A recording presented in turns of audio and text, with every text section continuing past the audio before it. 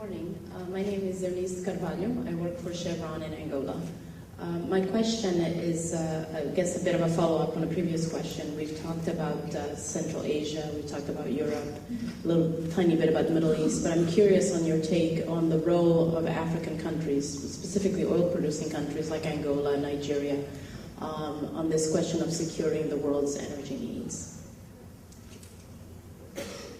Well, certainly the United States has seen West Africa as part of our backyard in the Atlantic basin, and to be a major producer of crude oil for this region, for this hemisphere.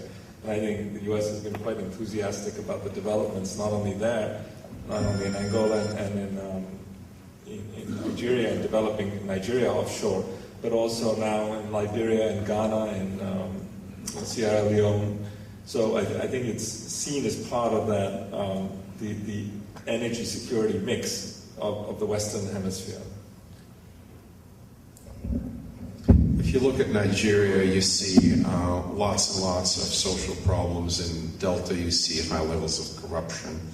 And any responsible government, any political, any body politic that respects itself should address it through free media, through audits and controls over how the money is spent, because otherwise you may be facing very negative social situations, and you don't want that. You want your economy in general and your oil sector to be attractive, transparent, reasonably clean.